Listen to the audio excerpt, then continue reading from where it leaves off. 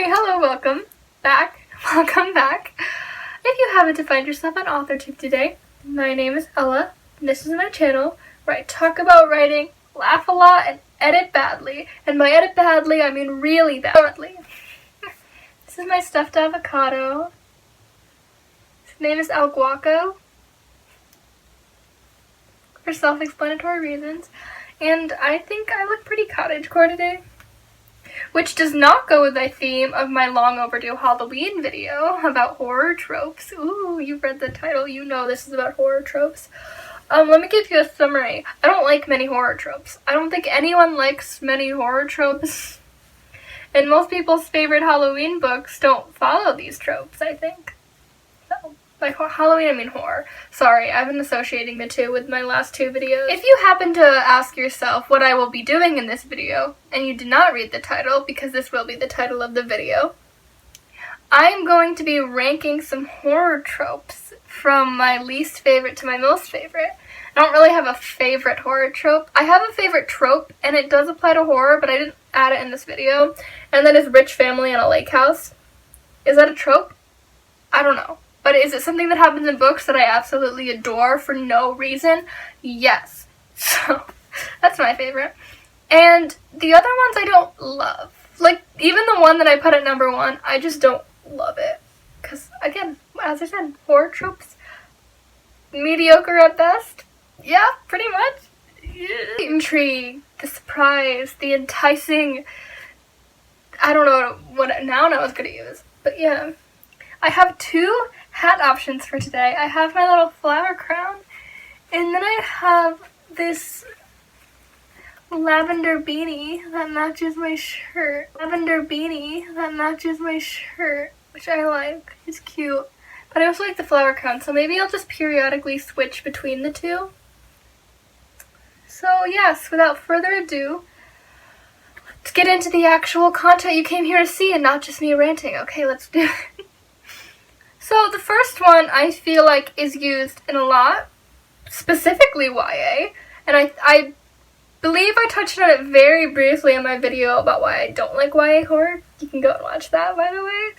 And that is useless police officers or investigative people, detectives, anyone who's supposed to be helping you, or like you call 911, the police never arrive on time because that killer needs to get the final kill in. Yeah, it's just like, why are they there? You know?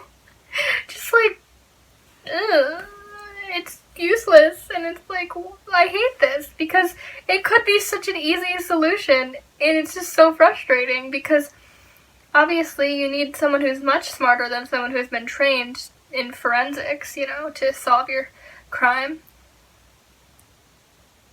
I also forgot to mention that these are not just horror literature tropes, they're also horror movie tropes, because there's like an overlap, and also, I don't know, yeah, it's just both, because I thought that'd be fun, and it's just a fun video. My second least favorite trope is the mad scientist. I don't know why, I just hate it. It's like, I just imagine like someone with large white hair and like a bubbling green pot. That's a witch. But I've just never been interested in mad scientists. I guess this is more of a personal thing for me, and all of these are personal. I mean, some of them are objectively not that good. But this one is just a me thing. I don't like mad scientists. Also, yeah, they always like do bad stuff, and I'm like, aren't you supposed to be like majored in physics or something? And they're like, no, I'm just a scientist because I can be. Like, okay. This video is just a huge rant, as are all my videos. So. Yes. The next one is everyone splits up. Do I need to give an explanation for this? It's stupid, and I don't care enough about any of the characters to care what they're doing by themselves. The only interesting thing that could happen to them is they have a conversation with someone. And they don't when they're alone, because they're too busy like stepping on twigs and then getting killed. And then I'm like, you kind of deserved it, because you chose to split up. Next one is another popular one in movies that like people use as a cop-out or when they want things to be harder for the protagonist, and that is either losing a critical item or having a critical item like a cell phone malfunction or not work. I already said it, it's a cop-out. It's like, this could fix everything, but it doesn't because we need to have more turmoil. Isn't that fun? No, it's not. It's just annoying for me. Is that annoying for anybody else? Or is anyone's like, I need more tension?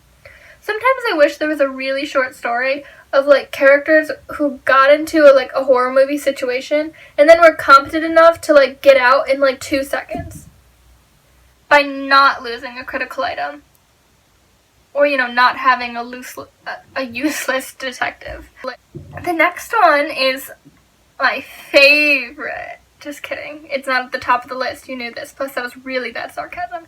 And that is the crazy girl who nobody believes. And she's not crazy because, like, she knows what it is. It can also be a guy, but it's most typically a girl because sexism. And they're like, there's a ghost who's gonna come and kill you. And everyone else is like, no. You're insane. She's usually like a manic pixie dream girl, and I do not like that trope either, but that's not a horror trope. Yeah, I don't like it. I don't like it. That's my only reasoning for a lot of these, and I just don't like it.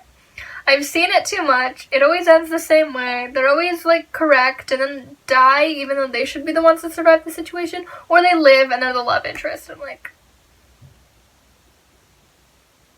ew. Then my next one is really just a personal thing because there's nothing really wrong with this trope. I just don't like ghost stories. And then it's the vengeful spirit. Basically a spirit that wants revenge. Whether it is taking out the revenge on, like, haunting a house or the people who wronged them or people who didn't wrong them. Just don't like ghosts that much. They don't really interest me that much. That's it.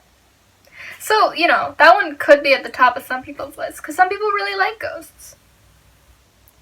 I don't find them that interesting. I prefer like realistic horror, or I guess there always has to be some suspension of disbelief that like there's not going to be, like, a serial killer chasing you and your friends at a summer camp, probably, but, like, it's still more fun than it goes to me. The next one is the characters that no matter what happens to them, they're always just going to be like, this can't possibly exist. Like, no, this isn't real. And then they come up with a bunch of, like, explanations of why it isn't happening. See, this one is more in, like, the mediocre zone. I kind of like this one. It kind of depends on the execution.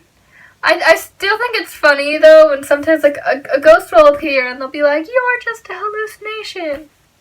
Or, like, you are just a projection. My friends are just pranking me. And they die. I think that's kind of funny. But at the same time, it's kind of annoying because I've seen it, like, 2,000 times at this point. And then the next one is, like, that one character who just seems to know everything. It's usually, like, a super smart person and they have, like, newspaper clippings on their wall. I am not that person. I just like them because they're a good source of information, even if it's info dumpy. And they're like, let me tell you this whole tale about what's haunting you in 3 seconds flat. Except for 3 seconds, it's like 40 pages, but I don't care. Because usually the myths and, like, the backstories are interesting. And I like that character motivation. And usually the character's, like, a complete stereotype with no personality whatsoever besides being a know-it-all. So that's, like, why it's so low. But I don't know, it's kind of fun. Maybe I'm just one of those people who are okay with info dumps if they're done right. I guess everyone's okay with info dumps if they're done right. But, like, backstory info dumps.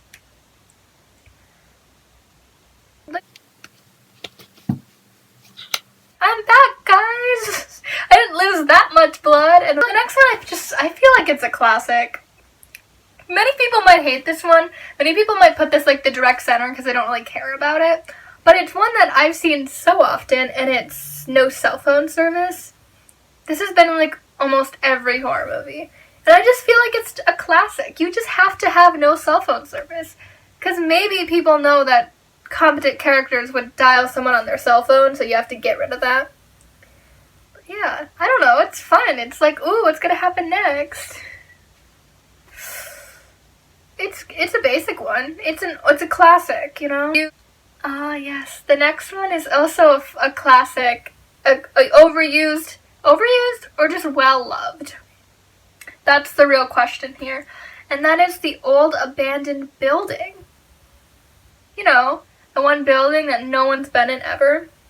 Because they are scary. And they do give that creep factor. They're just fun. They go in them for some reason. Usually I don't like that part because I'm like, you are stupid. You are not smart. Why are you going into the old abandoned building? But once they're in the old abandoned building, things get scary and creepy because why else would the building be old and abandoned? Yeah. The other one, oh no, like a classic, an oldie but a goodie, and that is, it wasn't really dead. What? The drama. The intrigue. Yeah, I just like it. It's surprising. They didn't actually die. Who knew? That's fun. Whether it's the bad guy who's like resurrected or like the main hero who you think it's died. Because I love it when heroes almost die. Because it actually gives them some trauma instead of everyone else around them almost dying and them saving them. Because I don't know why, but people don't tend to put their heroes in that much danger. So, yeah. I don't know how people feel about the next one. I feel like it's pretty polarizing, but I also feel like it's something that a lot of people come to live with, and I like it. I have no reason to like it. It's in a lot of trashy slasher movies, and that is the final girl. You know, everyone else has been killed, and it's just the final girl running away from the killer.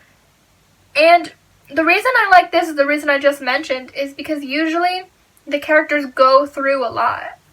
They see all their friends die, they have gotten to near-death experiences, and they have to just keep running and running with their no cell phone service and their, like, incompetent brains and try and find a way out. And they do, and it usually takes up half the movie, and it's, like, the more interesting part. I don't know, I just find final girls interesting. They usually have the best backstory, or don't. Usually they're, like, so shallow. It's, like, one or the other. Next is one that, now that I'm reading it out loud, I don't know if I agree with its placement, but it is Evil Dolls or Toys. This is another one I just think it's fun because, like, childhood stuff is really creepy. Like, have you ever seen, like, a toy or children's toy? They have, like, the big eyes and, like, they're not proportionally sized. Or, like, they're trains and they're just, like, magnetized. That's not scary. They're scary in real life, but once you make them, like, scary and trying to kill you, then I don't know, I was about to say I might not ever pick up a Barbie again, but I don't think I will anyway. I haven't, like, picked up a Barbie since I was, like, 8, so I don't know. I don't play with toys anymore, so I guess I don't have that much to fear. What if all of my books became evil? That'd be scary, wouldn't it? I have a lot of books. I have a good amount of books. I want to film in front of my bookshelf, but there's like a window in front of it, and the window, I call it a beacon of light because it just drowns out everything. You can't see anything except for a glow. Ah, yes. The next one. And it's the creepy child, but specifically the creepy child that you can't possibly believe is evil because it's a child. Although some people might argue that all children are evil. I know this because I am a children. Yeah, that's it. Again, this was common. It's like a creepy kid, and you don't know what's wrong with the kid, but the kid wants to kill you. And it's really creepy because you don't want to believe the kid is going to kill you because it's a kid, and kids can't be that corrupt. But at the same time, this child is actively trying to murder you, and so you don't know how to take care of it. You don't know how to deal with it. Again, it's a kid. Like, what are you supposed to do? You can't treat it like one of those people in the slasher killer or like a demon. I don't know. It provides good conflict. And it's also just creepy. It's scary a lot of the time, so.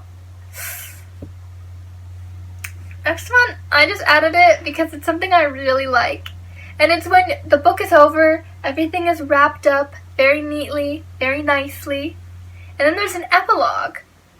gives a final twist. And I'm not talking about a final twist that leads to a sequel, because who wants to read sequels to horror books? I do not. It's a twist that when you go back and read the book, you look at it so differently. So you're like, this character was plotting against this character the whole time. And I totally didn't know that. And now I do. Or sometimes it's fun to guess because you're like, hey, guess what? I knew it. And you did it. But I like it when it just surprises you and you're like, what? I thought the twist has already been there, and then there's a second twist, or like, I don't know. I love twist endings, and I love twists within twists. I just love really twisted, convoluted stories. And then my last one is something that I just think is a super fun thing to have a horror movie set in, or a book, but I just love that is a summer camp. That might surprise some people because it's kind of basic. You know, Friday the 13th is kind of a really popular movie franchise, the very popular franchise. And that also might shock some people. Not really, because none of you really know this, except for me, like even people in my real life. I don't really like the first Friday the 13th movie. I vastly preferred the second one, but that's because I think it actually like portrayed a summer camp better, and you got to see more of like the social lives of the people. Because I go to summer camp. I was a counselor in training at my summer camp last year, and it's like there's so many things you can do with that. There's like with the whole summer camp scenario, because there's so much going on. There's so many kids. You can have like creepy kids there. Any of these, there's no cell phone service. Could easily have a final girl. Friday the 13th does it, so why can't you? It's just fun. It's fun. It's a fun setting. It's a really fun setting. And I say that more stories should take place there, but have a completely different story than Friday the 13th. Okay. Well, that is all of my little tropes. So I hope this like fun little video was fun for you. It was fun for me. It was fun for me. I don't know why I said it so questioningly. And yeah, that's it. Have a nice day. Bye.